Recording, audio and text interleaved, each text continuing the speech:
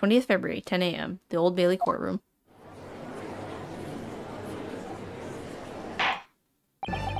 In the name of Her Majesty the Queen, I hereby declare this court to be in session.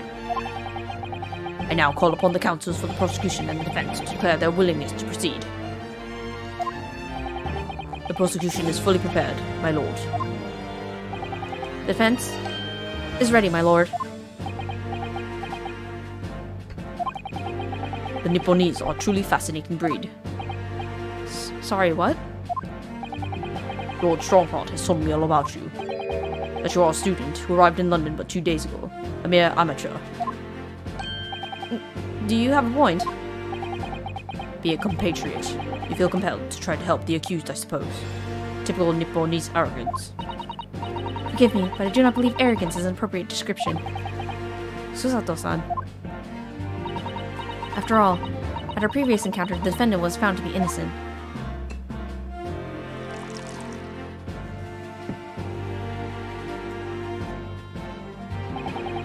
Very true. And a most fascinating, if dark, trial it was too.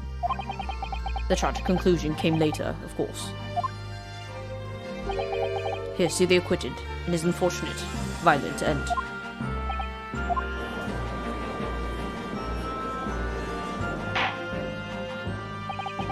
Thank you, counsels. I see both sides are in fine fettle. Now, ladies and gentlemen of the jury, are you ready to carry out your duties here in court, as impartial members of the public? You never know when you might be thrown in your luck, but I believe fair play for everyone. Well, I must warn you, I'm rather more ruthless than I appear. Oh, well, not me. What you see is what you get. I'm a peace-loving fellow. I'm afraid to say, I think it's quite possible that mustached foreigner did the deed. Come on, what are we waiting for? I no doubt he did anyway. Sorry, I didn't quite catch that. Very well, let us proceed. Your opening statement, if you please, Lord Van Zieks. Very recently, Great Britain signed an alliance with the rising power in the Far East. The accused in the dock today is a student from that same land, a certain Mrs. Suzuki Natsume. And while our country has extended this foreign students the warmest of welcomes, regrettably, the kindness has not been returned. In fact, the student is accused of the most sinister act of plunging a knife into the back of an innocent woman who was doing nothing but walking down the street. A knife crime? I can tell you from bitter experience, those are the worst. Bloody oath they are. Just look at that swallow complexion and such stature. He's one of those dreadful Japanese. Come on, let's get this over with. With me now, everyone. 1, 2, 3. Sorry, didn't quite catch that. Pray, forgive the discourtesy of smashing my hallowed chalice here in this great chamber. Allow me to call the first witness to the stand. Very well. Bailiff, lead the inspector in, please.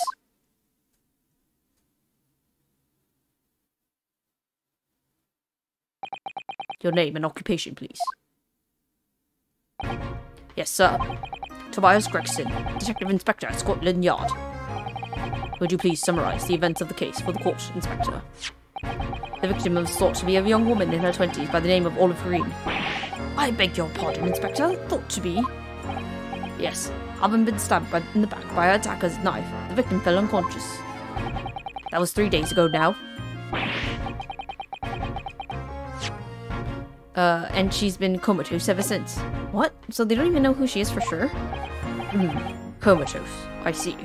But her life is not in danger. Fortunately for the Eastern student, the charge will not be murder. Pray, elaborate on the details, Inspector. So, I've got to ask everyone to look at the street map. As I mentioned, the incident took place 3 days ago, at around 5 in the afternoon. It happened on the pavement running alongside Briar Road, a white thoroughfare for horse-drawn vehicles. It had no long since been stopped snowing as the victim, Miss Green, was walking down the street. After the blue, she was approached from behind by the accused and stabbed in the back. Luckily, the young lady was spared, and she's currently been treated in one of the city's hospitals. The being unconscious as she is, we've been unable to take a statement from her, of course. This is the case file with everything we know about the victim so far. Thank you, Inspector. The court will accept the documents as evidence, if you please. The case file. A file containing an overview of the case and the details about the victim. She was found with a knife in her back and is currently in hospital, yet to regain consciousness. Okay, so let's take a look at that really quick. Incident report details. Young woman rendered unconscious following the stab wound to the back. Victim, olive green female, stout build, early 20s. Location, Pavement Briar Road, East Side. Reporting officer, Rotley Beat. Or Rolly Beat, I guess. Rolly. Additional notes. The victim remains unconscious. Her name was gleaned from her personal effects. Other details are unknown. Apart from the single stab wound from the large knife, no other signs of injury are observed. The assailant was seen running away by reporting the officer and was successfully arrested the following day. Okay. So that's what we have. What of the weapon that was used? Sir, I have the weapon here. It was removed from the victim's back. Ouch. That big thing is starting to make me scared to walk down the street now.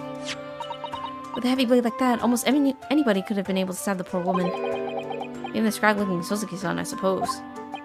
A common old garden jackknife, I would say. Rather nondescript. Thank you, Inspector. The court accepts the blade as evidence. Jackknife. A large but commonplace holding knife. It was found lodged in the victim's back. Now then, what do we know of the motive? Money or valuables, I presume. Okay, let's take a look at the knife.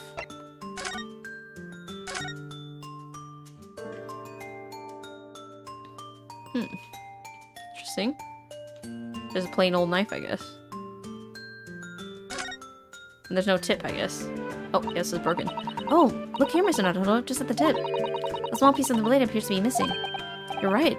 Well spotted, Mr. Sato. I wonder what could have happened to it.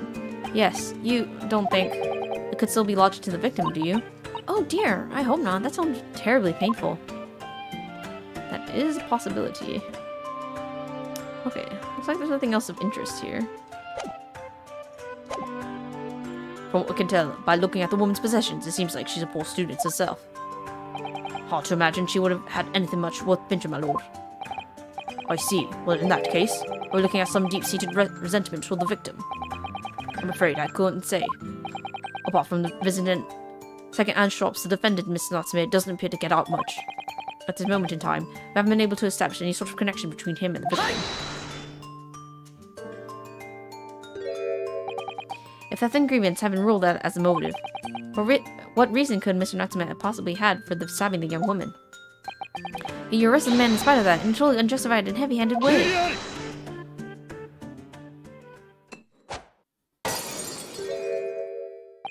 Pray, forgive the discourtesy of flinging a freshly uncorked bottle into the public gallery.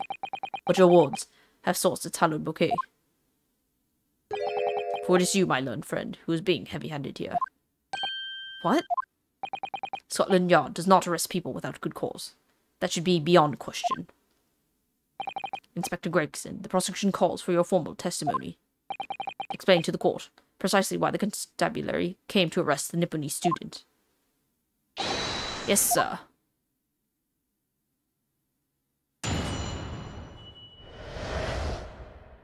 Mr. Natsume's arrest. As I said, it was 5 o'clock in the afternoon when the incident occurred, and there was unusually light fog. Visibility was reasonably good, and there was no one else but the victim and the accused. After the blue, the victim was stabbed from behind and subsequently collapsed on the pavement. The accused ran off, scattering his belongings all over the floor. And there was being a number of old books he just bought. He was on his way home from a bookshop, it seems. It was just a matter of working out who the books belonged to, and we found a bloke to arrest him. Old books, you say?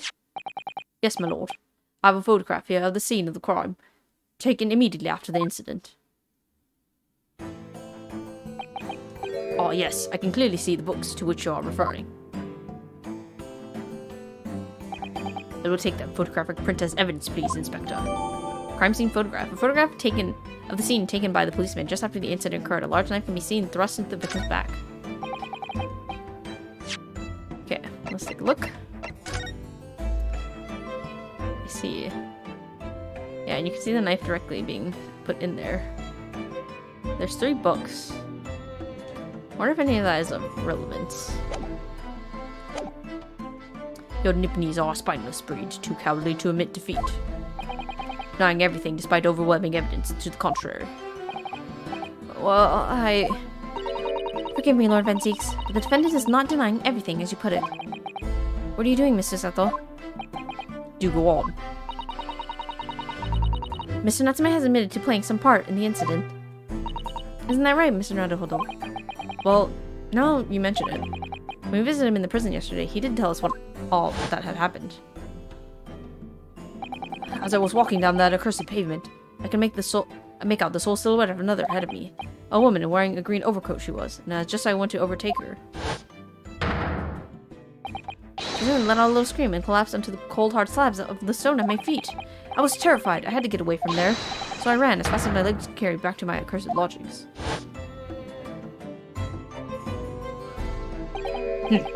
A green overcoat? But that's exactly what the woman in that print is wearing. Oh my, a photograph of printed full color. What would the words come up with next? The defendant has done nothing more than admit he fled the scene of the terrifying incident. That does not mean he is guilty of the heinous crime of stabbing the woman in the back. There was nobody else there at the time. Just the two of them, the victim and the accused. In other words, there is nobody else who could have possibly have stabbed the woman. In fact, that the accused concedes. A fact that the accused concedes. It seems this cross-examination could prove to be the pivotal, counsel. Proceed, please. Yes, my lord. Nothing for it. I have to use this cross-examination to turn the tables here. It's our only chance.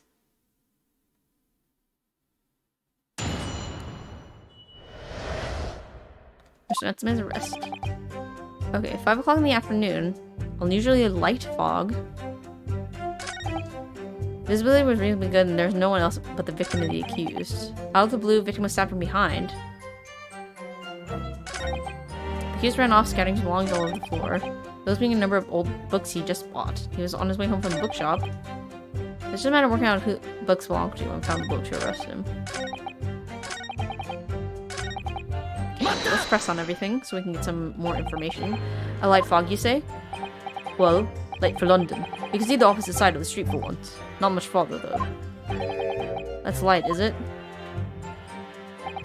Around these parts, yes. Not something I'd expect a Japanese fellow like yourself to know, of course. I read that London is famous for its fog. But in my country, people usually imagine that gives the city a rather beautiful appearance. How quaint. Yes, well, it's not something us Londoners tend to romanticize. I can expect you that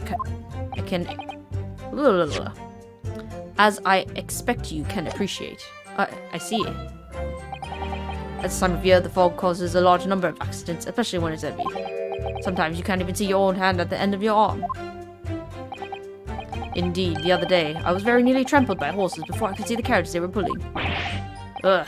Sister the Sun and I should definitely remember to stop, look, and listen. However, on the day that concerns us, fog was somewhat lighter than usual. A fact no doubt lamented by the accused.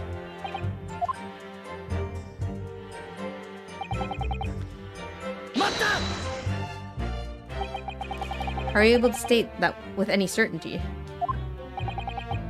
Quite simply, my learned friend, because that is what the witnesses to this crime have told us. Ah, yes, Inspector Gretchen mentioned the witnesses yesterday, didn't he? That's right. One of them is a policeman, I believe, from Scotland Yard. That's correct, ma'am. And we must hear their testimony. The prosecution will, of course, call them to the stand, should it be necessary. But wait a minute. At 5 o'clock in the afternoon, in the middle of winter, it would have been dark already. No matter how light the fog might have been, no one could have seen. I'm unaware of the situation on Untitled Island in the east. But here in the capital city of Great Britain, all main roads are illuminated in the night by gas street lights.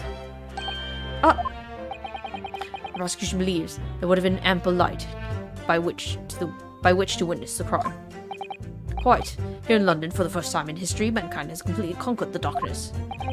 Which means we really need to hear those witness statements. Or I could just get through the fog of this cross-examination. Maybe we'll be able to. It seems the counsel for the defense is taking stock. Continue with the testimony, Inspector.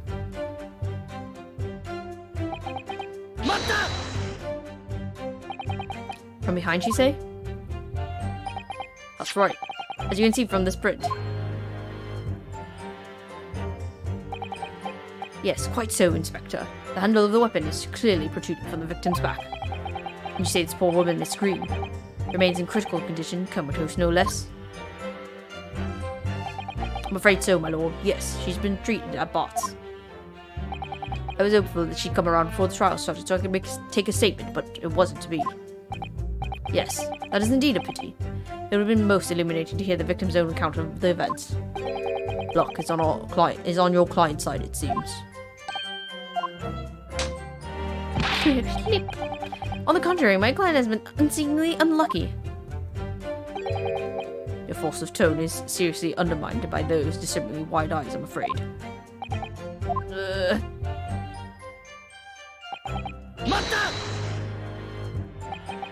Mr. Natsume's belongings? I think you'll find us all there in the photographic print of the crime scene.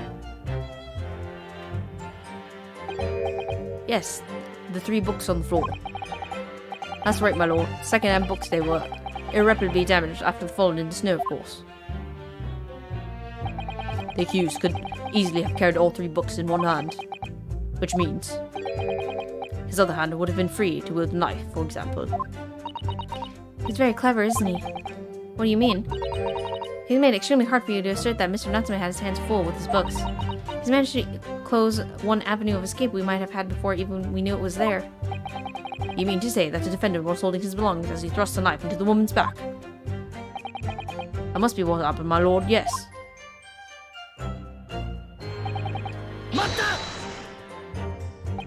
The defendant apparently visits a second-hand bookshop on a daily basis. Yes, so I understand. A shop full of English literature.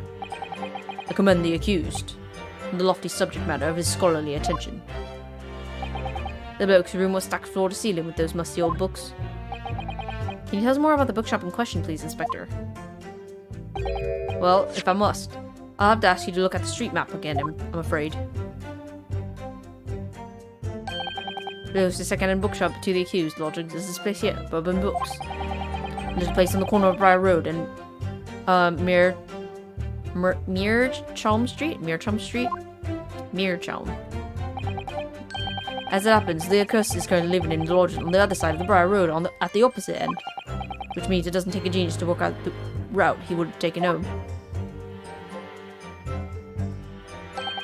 Something like this.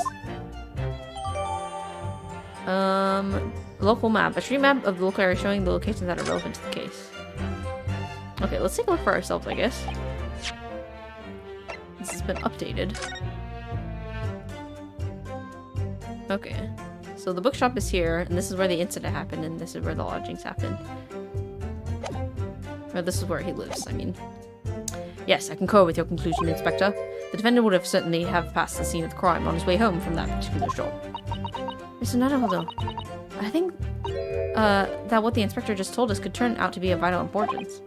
Yes, I agree. The most important point that the inspector just made, that being the bookshop's location, because then it will tell us which way he was walking towards, right? The crucial detail in what you just told the court inspector is the location of the bookshop. Couldn't agree more. So, where is it exactly? Are you winding me up, Sunshine? I just explained that.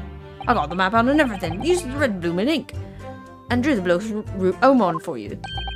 And I distinctly remember seeing you nod along, Counsel. Oh, yes, of course. I must have been so nervous I didn't take it in. The blunder of the day goes to you, my learned friend. No, not yet. The trial will only begun after all. Mr. Naruhodo, I would strongly advise you to look carefully through the court record at this stage. Yes, miss. Miss. Sorry, I made a mistake, miss. Inspector, continue with your testimony, please.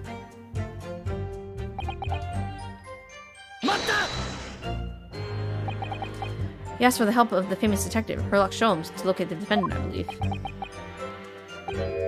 Stuff and nonsense. Sorry? That jacking off is that busybody just comes and sticks his oar in whether we ask him or not. But according to what I have here, Mr. Sholmes was shown to the scene by the Scotland Yard detectives. Well, that was nothing to do with me. The lads at the scene must have done it without my permission. I tell him time and again. Whenever something happens, I send word to the headquarters. Then follow your blooming instructions. I see. If that meddler gets in my hands on any details, we'll all be in reading in Rand's magazine next month. You can bet your last farthing that I'll be in there too, stripped of all my hard work on the case. Yes, Mr. Sholmes. No, Mr. Sholmes. Aren't you clever, Mr. Sholmes? That's all the thanks I'll be getting. Inspector, if the man is proving detrimental to the art activities, perhaps I should step in and deal with him.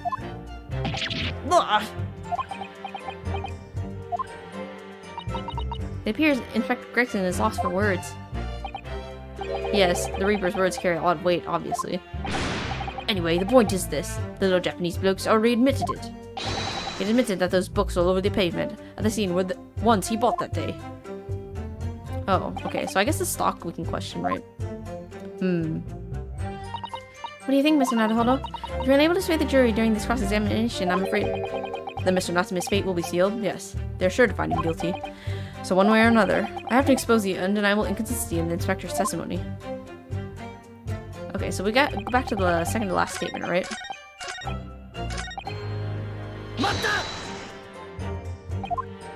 And we can mention something else besides he specifically pointed out. I mean, where the bookstore is important, but I guess we were supposed to point out something else.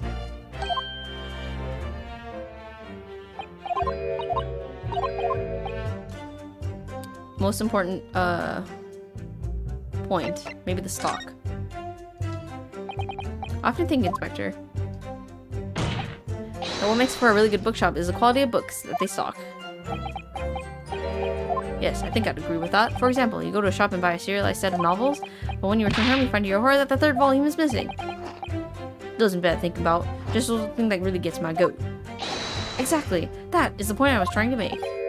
Well, I guess that's wrong. Well, now that you two have found common ground in this fascinating scenario, perhaps we might continue with cross-examination, if you're quite finished, my Nipponese friend. Yes. Wait, what just happened? What just happened, Mr. Naruto, is that you allowed yourself to be sidetracked. I was strongly advised to carefully for record. Ooh, okay.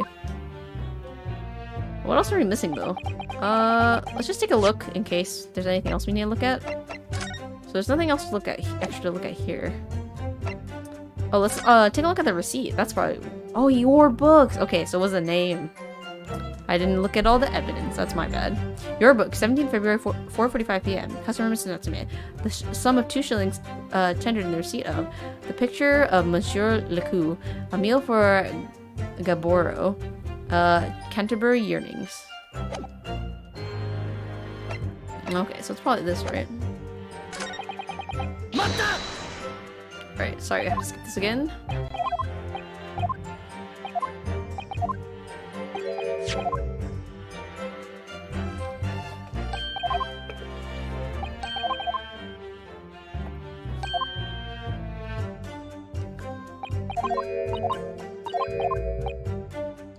The bookshop name. Inspector Gregson, may I ask you a favor? What? Would you so kindly add the name of the bookshop to your formal testimony, please? I believe it may be of vital importance. Maybe. Oh, well, you know, I mean, yes. It could be a very important clue. Well, not that I can see it being of any great significance, but please revise your testimony accordingly, Inspector. Yes, sir, my lord, whatever you say. Could the man be any more sardonic? He was on his way home from Bourbon Books, which is not true. Your books.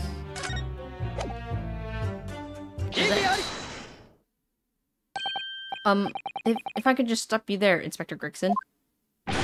What is this, Sunshine? I'm a busy man, you know. This is a receipt that we found in Mr. Natsume's room. It was issued on the day of the incident and the details purchase of 3 second-hand books. And you found that in the accused's room, did you? Yes, but the point is not where the receipt was found, but the name of the shop printed on it. Go on. The receipt was issued from a bookshop called Your Books. Your Books? Y-O-R-E, I presume. Yes, my lord. So Mr. Natsume did indeed purchase a number of books at a second-hand bookshop that day. However, the bookshop in question was not Bourbon Books. No, what? Inspector, do you know this other bookshop? Yes, sir. Your Books is another second-hand bookshop, not far from Bourbon Books. It's just that... Well, it's just a small place. I didn't think the accused would have known about it. But in fact, it is the bookshop in which the defendant visited on the day in question. This receipt proves it. Yes, for what difference it makes. Wherever the man purchased his musty tomes, it makes no difference in the final analysis. I disagree. I mean, after all, I have the street map here, if that might be of help? Oh, yes, thank you. Have a look at this, please. If the defendant had been returning from Bourbon Books, then yes, he would almost certainly have passed the place where Miss Green was attacked. However, if you take note into account that the fact he was actually at another bookshop, Your Books, it may very well turn out that he wouldn't have passed that location at all. Could that be true? My, it rather depends on where this other bookshop is, but I do declare it may be a possibility. Is that right, Mr. Lawyer, sir? What you just said? Absolutely. It can absolutely be right.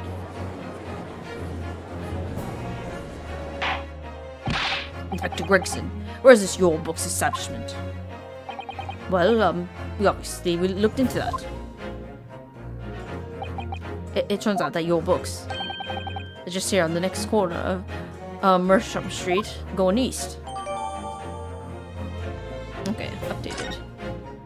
And there you have it, as you can clearly see now. Oh.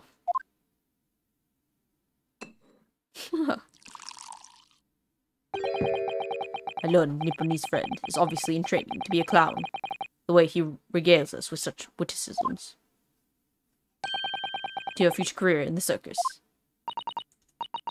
You put that glass down now, or I'll put it down for you. Didn't think I needed to spell it out, but here we go.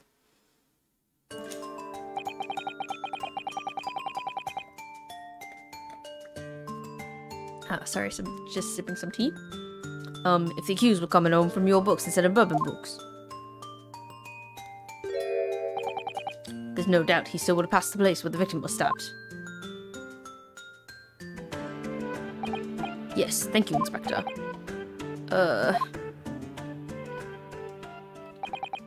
Allow me to reiterate from my learned, if somewhat slow, Nipponese friend. Poor cup. However the man purchased his musty tomes, it makes no difference in the final analysis. Ah!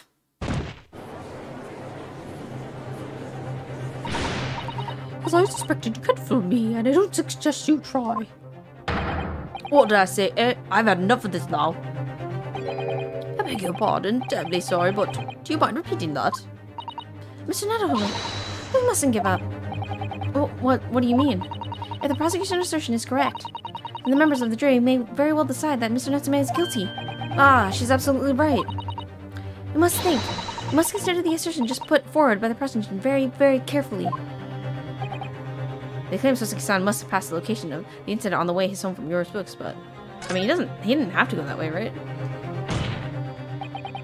The assertion just made by the prosecution is fundamentally flawed. Explain yourself, counsel. Yes, my lord.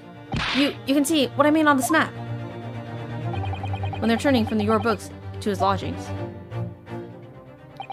Mr. Natsume could have followed the route suggested by the prosecution. However, that isn't the only conceivable route to take between the two places. If the defendant used these streets, look what happens. He arrived back to his lodgings without passing the location where the victim was attacked. Talking back to a clown is a fool's errand, of course. However, I feel compelled to point out that route is what commented for as the long way around. On a cold winter's night, why would any man choose to take a longer route home? Well, the answer is extremely simple. He wouldn't. In other words, the accused took the obvious route back to his lodgings and is the obvious perpetrator of this crime. But, Yes, I've got it. Obviously, we must ask the man himself. Ask Mr. Natsume which route to home.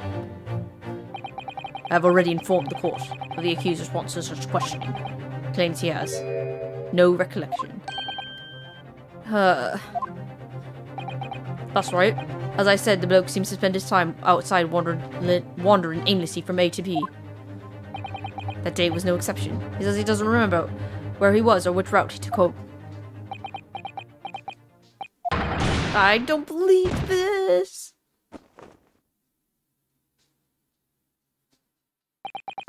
I thank you, my learned friend. And I suggest that we do not waste any more of the court's time by wandering aimlessly around this subject. Pray, what say you, insightful jurors? But even if that is the case, the defense still... Uh-oh.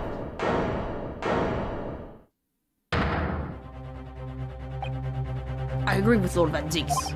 Wholeheartedly and in every way. What? I don't believe it. Does this mean... We members of the jury are completely convinced now. Very well. In that case, I hereby call upon all members of the jury to present your findings to the court. Yuzai! Yuzai! Yuzai! Yuzai! Yuzai! Yuzai! Oh no.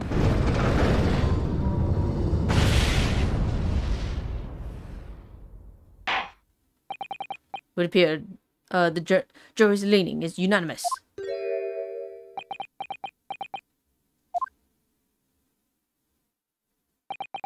To the insightful members of the jury, I applaud your brave resolve. You serve Queen and country admirably. Mr. Naruhodo. No, not yet. This isn't over yet. I still have one last chance to sway the opinion of the jury. I have to tip the balance of the scales the other way. I have to turn this around. Somehow. Those are the eyes of the quarry not yet willing to give up and die. So I presume you intend to wield your rights again this trial. Rights of the defense written to the antiquated British law that should have been buried long ago. Call it antiquated if you will. But it's the defense's prerogative to carry out a summation examination if it so chooses. Very well, counsel. In accordance with the letter of the law, we shall proceed with the summation examination. Are the members of the jury ready? Miss Foreman. Of course we're ready. I'm all too familiar with that Nipponese whippersnapper and his uncle's refusal to throw in his alley. Very well then, ladies and gentlemen of the jury. You'll each explain on what ground you have determined the defendant to be guilty.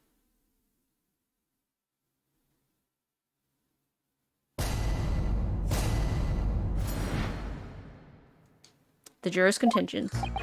For pity's sake, that little Nipponese oddity already admitted himself, didn't he? If he said that a woman in green collapsed before his eyes, why, it could only have been the victim. The man wouldn't have gone around the houses on his way back from the bookshop, not in winter. The poor woman was attacked from behind, was she? How dreadful. I really don't care. Can we just wrap this up now? I've got work to be doing. Your books, yes. Nice shop, that. But bourbon books? No, not worth a visit.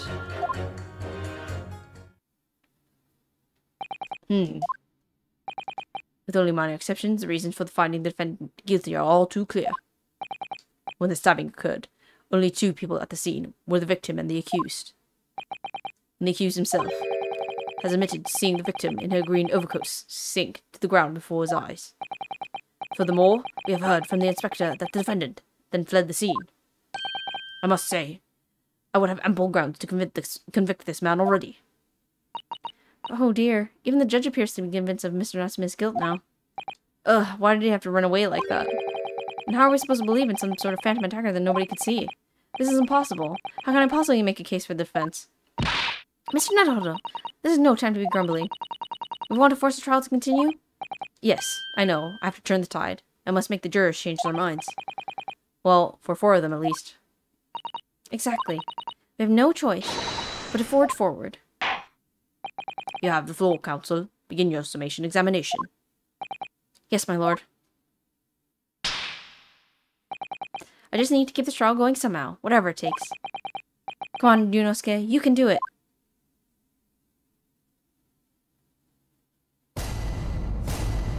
Jury examination. The defense's rebuttal.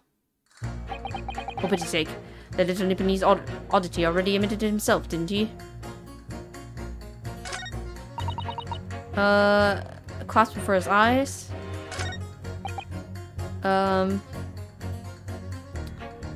Everyone gone around the houses, away from the bookshop. Attack from behind. Before his eyes, he couldn't have stabbed him in the back, right? So we want to pit these guys against each other. Really don't care. Work to be doing. Not about the books, I guess. So we want to pit her against her, I would think.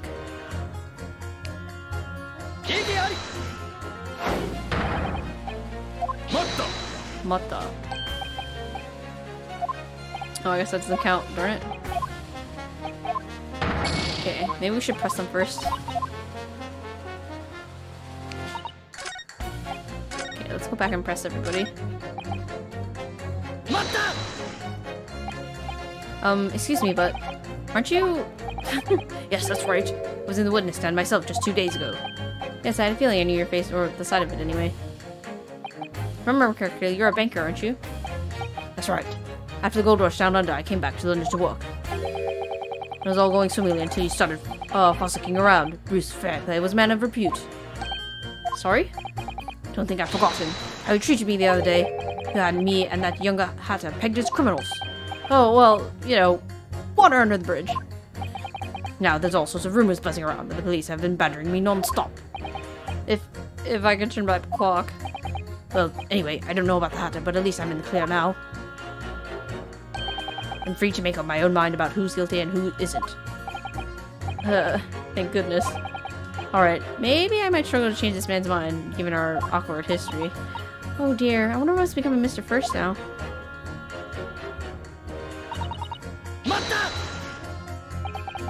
You're right that, at the time of the incident, the defendants admitted to having seen someone wearing a green overcoat walking ahead of him. Well, quite. That's precisely my point. Clearly, that someone wearing green was the victim. And clearly, the funny little Nipponese man with the disturbing mustache is the culprit. But let us not forget, madam, the defendant was vehemently denies attacking the woman. Why, of course he does. If he admits to stabbing her, his life is over. The man is obviously a liver-faced coward. Honestly, claiming the woman is simply collapsed before his eyes. But if that's a lie you're suggesting, do you not think he could have concocted something more credible? Oh, I really couldn't say. After all, you are foreign. Who's to say what's to go through your funny little minds? I can tell you what's going through my funny little mind right now, but you wouldn't like it. I do declare, the man has already made the admission. He himself has stated that there is nobody else around. Surely the conclusion is obvious. No one else could have possibly committed this awful crime. No one else could have done it? The accused must be the man. Really, it couldn't be more simple. The argument is compelling in its simplicity, I must admit. Oh my, you're too kind, my lord. That went well for her.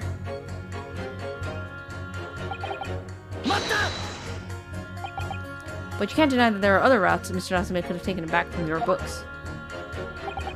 Oh yes, like you drew on the map, you mean? What was it? Calabash Road or something? Precisely. But it seems to me that what counts is whether the little Japanese fellow actually went that way or not. Well, yes, that's true. At the moment, there's no proof that shows what he did, is there? Well, yes, that's true as well. And as I understand it, the accused himself doesn't remember which way he went, does he? Well, yes, that's annoyingly true. Winter nights are dark and cold, so the way I see it, you want to get home as quickly as possible. Well, yes. Why is all this true? So really, the only thing that makes sense is that he went home along Briar Road. I'm supposed to be convincing you here. I've given it a lot of thought, you know. I didn't just make up my mind on a whim that he did it. I mean, if there was some logical reason why he might have gone the Calabash Roadway, it'd be different. I'd be happy to reconsider my position in that case. Honest, I would. The reason why Susaki-san might have taken the longer way home.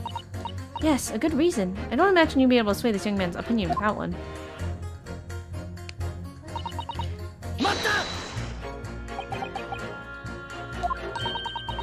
is the matter, young man? You're the wife of Mr. Garadeb, aren't you? The landlord who rents Mr. Natsume's room. The master's wife? Where did you get your idea, sir? I'm the maid. The maid, you understand? She's keeping up with that charade? Ugh, this is gonna be awkward. Why didn't you mention this yesterday? Had you been selected for the jury in this trial, I mean? Well, I was told not to mention to anyone until the day of the trial, you see. It was in the letter I received, and the instructions were very clear, so I'm afraid I had no choice. I see. Anyway, Mr. Natsume, the defendant, takes lodging in your master's home, doesn't he? Yes, that's right. Although he's only been in a little over a week now. And in that time, you surely must have taken stock of his character.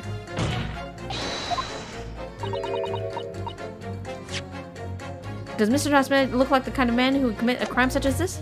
Oh my goodness me, yes, he's just the sort. What? Spending all that time in that dark dingy room, sporting that unscrupulous mustache. The man never speaks, and don't get me started on those shifty eyes. All the neighbors are talking about him. I've heard them, you know. People must be building a bomb in there or something. People think he must be. Oh dear, poor Mr. Natsume. How could people say such things about him? He's just a harmless bookworm, nothing more. Well, you just called him a worm, so... Anyway, I better be careful about inviting this maid to speak. She said enough damning things already.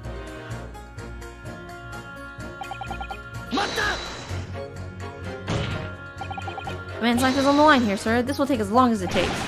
Don't get clever with me now, son. My life is on the line too, and so is my family's. Ah, the likes of you won't understand, but a laborer like me can't afford to take time off. If I don't work, I don't eat, and neither do the wife and kids. Oh, I see. That must be very hard. I go to the union every morning to find out what needs to be doing if you're late and the work's taken its stuff. It's time of year.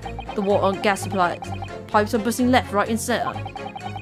After cheap labor to get the roads dug up to fix it. It's a hard slog from dawn till dusk it is. So you were digging up the roads on the day of the incident as well, were you? That's right. In fact, if I remember rightly, it was just round the corner from where I happened, by that old bookshop it was. What? Another coincidence? That's right. Merchant Street it was. Merchant Street? On the map, Mr. Nataho, there are only 3 named streets. Juror number 5, I need you to add that information to your formal statement, please. What's the point in that? Can we just get a business over with now? Please, sir, it's important. Fine, I'll do it then. On the day it happened, I was digging up Merchant Street from dawn till dusk. Okay, hold on. Let's check the map. So here, right? I guess he would have, maybe he would have seen when he passed. If he passed by that way. Right? Let's press him on it really quick. So, if I understand correctly, you're a day laborer and you're working on the road maintenance that day.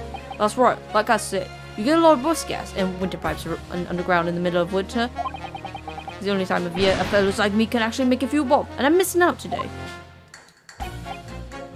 And when did you say from dawn till dusk? Well, the work has to be completed within the day, see? No coaches or pedestrians can pass while it's happening. I wonder if I could trouble you, sir, to mark on the street map the exact location of the works you were carrying out. Give it here then. Let me have a look. Right. Let's see then. Ah. Here we are, Merchant Street. Yes, it was just here, like. It was just a tidy dig, I can tell you. We had to get through all the drifted snow and I had frozen solid. And what sort of time did you finish the work? Well, it's sort of in the morning and we can't have finished before gone 6, I say. Snow had stopped coming down, but it was long past dark for sure. That means the road work was still going on when Miss Green was attacked at around 5 o'clock. Road works on Merchant Street, Your books, yes. Sorry, fooled did you say? Fooled what? No, what I said was hold it.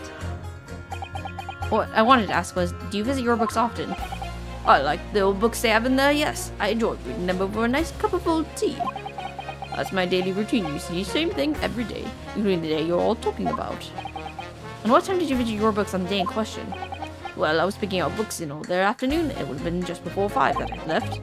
That's my daily routine, you see. Same thing every day, including the day you're all talking about. Just before 5, you say, exactly when the victim was attacked. Are you sure about the time? Oh yes, no mistake there. I remember it well. I'm not about to forget that day in a hurry. Not for the dreadful time I had. What do you mean? Well, I was walking down Calabash Road when I slipped on the ice and donked my head. It was always worse after the snow stopped falling. That's when it's most slippery. Knocked myself clean out, I did. I really thought my number was up. Wait a minute, let me get this straight. This happened on Calabash Road? That's right. I live on Cornpipe, you see. And down Calabash Road is the quickest way for me to get back from your books. Juror number 6, I must insist that you add that information to your formal statement. It may very well be extremely significant. Sorry. Extremely sick. No, I'm quite alright now.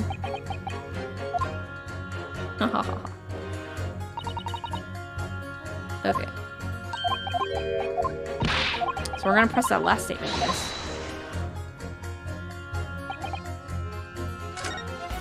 So let's go to the end. Let's slip over that evening myself on Calabash Road and knock myself clean out, you know. Okay, let's press him on this so we can mark it on our map, specifically, probably. And that was around 5 o'clock, you say, at the same time the victim was attacked. I don't know anything about the girl who was stabbed, but my dinner was on the table at the same time every day.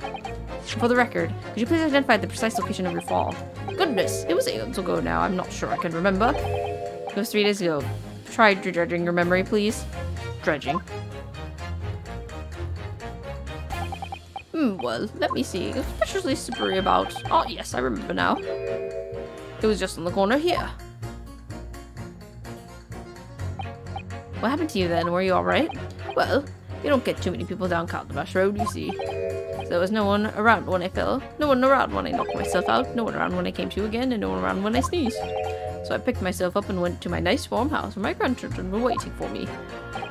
The sad and lonely picture you paint, sir. You were fortunate not to have frozen to death. Yes, how lucky he wasn't more seriously injured. True. It sounds like it was very nearly another hospital admission or worse. Ah, yes. One more thing. Were you wearing the same green overcoat on the day in question? Yeah, he's actually wearing the same exact outfit, like from the behind, with the same hat and jacket as the victim. Absolutely, it's the only coat I have. It took until this morning to dry out properly. Good job too, or I'd have nothing to wear here. So count your blessing, I say. Ho ho ho. I suppose we should. This gentleman certainly has had a close shave there. Okay. So now we can see we have all the information from everybody. Let's see what we can pit against each other.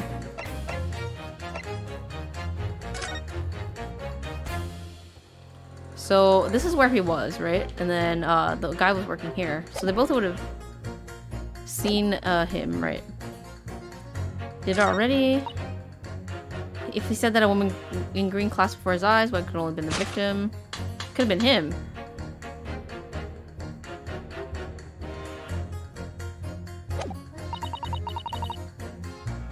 So I'll press this first, I guess.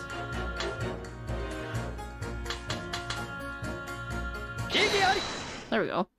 Nice. Those two statements clearly show a flaw in the juror's reasoning. A flaw? What are you talking about, counsel? Well, juror number 2, juror number 6. Why, whatever do you mean, sir? I think perhaps the old man didn't hear you. Unbelievable. It's not like I was loud or anything. There's at least one fact of which we can be sure here. The bookshop receipt found in the defense room clearly indicates that on the day of the attack, he had been to your books and purchased a number of secondhand titles. Then he then returned home on foot. The man says he had no recollection of his return journey. That's correct. But what he does remember is seeing someone appear in front of him on the way. Someone in a green overcoat suddenly collapsed before the pavement, on the pavement before his eyes. Yes, we are all aware of this. The young woman who was stabbed, obviously. Can we really be sure of that, madam? Why? Whatever do you mean? I'm sure you've heard Juror number 6 account of what happened to him that day. That same afternoon, there was somebody else apart from the victim, who was wearing a green overcoat and who fell over the icy streets in the neighborhood. Oh my! My goodness, you mean? That's right, I'm referring, of course, the hard-hearing Juror number 6. Oh, are you really suggesting that the person in the green overcoat who the defendant saw collapse in front of his eyes Was a jolly old gentleman on the end of the bench here with me today? That's entirely possible, yes. After all, the old man has a somewhat similar build to the victim. Well, look at that. My goodness me. Sorry? You need to pee. And crucially, you know precisely where the old man in green overcoat fell. On Calabash Road. Therefore, if a person who Mr. Natsume saw collapsing in front of him was in fact juror number 6, it means the defendant must have taken the long route back to his lodgings. And if that's true, then clearly the crime scene on Brower Road where the woman was stabbed was not on his way home. Oh my! You idiot old man, if you haven't been so daft as to be roaming about there, we'd have boxes of hours ago. Oh, really? What were you thinking wearing such a befuddling coat? What did you say to me? Is it a crime for the elderly to walk the streets these days, Is it a crime to slip over on the ice?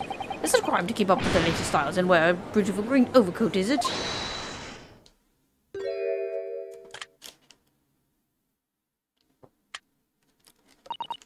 My lord, I do hope it won't cause any inconvenience, but... You'd like to change your leading, I presume? I do declare I would. I should like to call for a verdict of not guilty. Thank you. Now I would too. What? Is it a crime to change your mind, is it? Well... Bonk. Kaboosh. Oh yeah.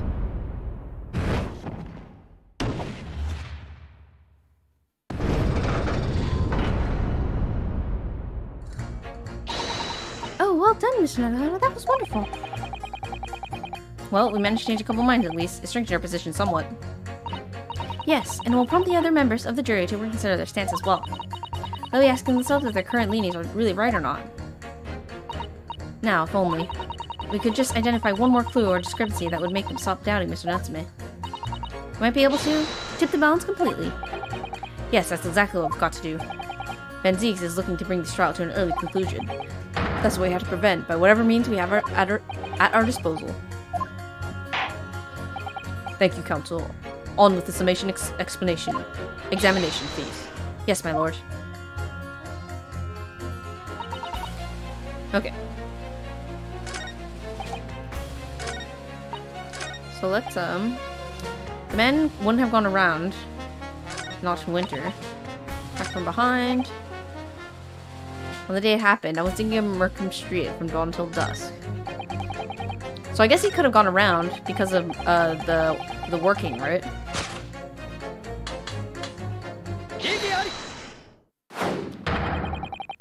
Those two statements are clearly at odds with one another. At odds, counsel? Explain yourself. Please, don't point. It wasn't me, I swear. What? I just want to get this done and dusted. Well, juror number 3? Oh, me, sir? What do you mean? Juror number 5's words just now are extremely significant.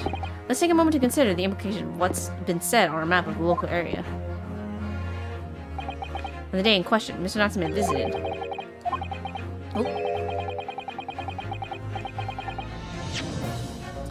Let's take a moment to consider the implications of what's been said on our map of the local area. On the day in question, Mr. Natsume visited this bookshop to purchase a number of secondhand books. And on the same day, we know now that there were works being carried out on Merchant Street, making it impassable. Which means that the defendant's route home could not have taken him along Merchant Street and down Briar Road. Oh, yes, of course. What do you think, sir?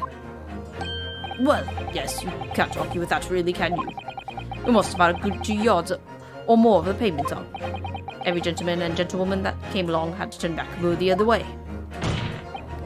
So, the only conclusion is this. The defendant must have taken the longer route back to his lodgings. Yes, I suppose he must have. I suppose I must be right, eh? Juror number 3, you said the following.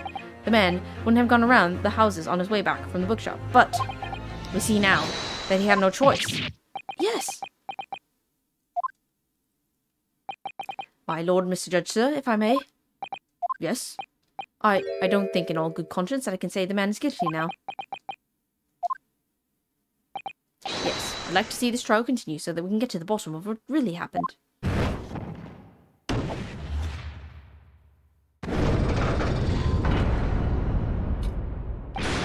What about you, sir? Who, me? Well, alright then. If there's a hole in the prosecutor's argument, it should be filled in, that's what I say.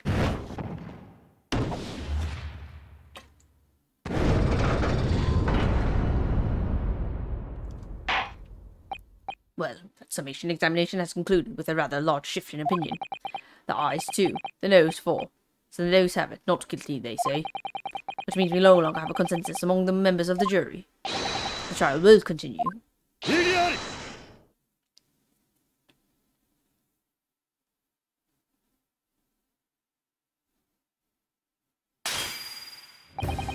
Could it seem churlish of me to drink from my hallowed chalice moments after raising an objection, only to crush it in disgust?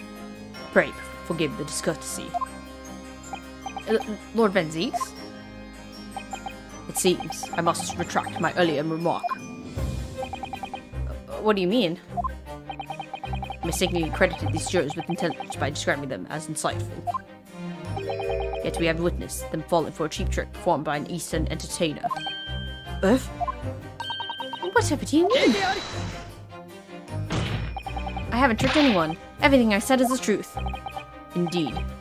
Stalwart Juror number 5 was undoubtedly preparing the roadie as he claims. I believe you said it was 2 good yards of the pavement which you had excavated, sir. That's right. It took me all day and they paid me a measly tuppence for it. Now, my learned Nipponese friend, tell me, do you have any notion of the distance that 2 yards represents? Well, if I'm honest, I don't have a clue, no. 2 yards is a little less than 2 meters. Less than 2 meters? That's not much at all. In other words, a distance readily vaulted by anyone of moderate vigor. Would you not agree, my stalwart friend? Me? Well, I can't say you're wrong, no. What? Did you perchance erect a sign to prevent pedestrians from passing the site of your works? I wouldn't dream of it. What a waste of time. No coaches would have the Opa passing anyway, and would just turn any gentlefolk back when they come. Kids just jump right over us all the time. The accused is no gentleman as far as I can see. I have little doubt, however, that he could spring over a 2-yard trench in his meanderings around town. Ah. Is that true? Is it? The incontrovertible truth is that the books just purchased by the accused were found at the scene. There can be no doubt that on his way back to his lodgings, Mr. Nutsmere walked down Briar Road. Crushed in a single sentence. And old man. Old man? You can talk. You say that around 5 o'clock on the day in question, you slipped and fell on Calabash Road. Calabash. Pray, was there a suspicious-looking Nipponese behind you at the time? I can't say I was remember. You don't remember? How about a wager, my learned friend?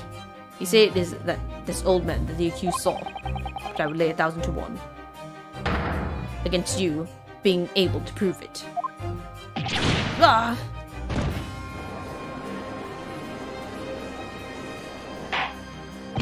Order! Order! Lord Van Zieks, explain yourself. My lord, you had such a trenchant argument up your sleeve. Why in the world did you not proffer it during the summation examination? I wanted to give this young foreign student the sightseeing experience he no doubt came for. I wanted him to see for himself how the opinion of the jury is so readily swayed. But my hospitality has limits, and they have been reached, I fear.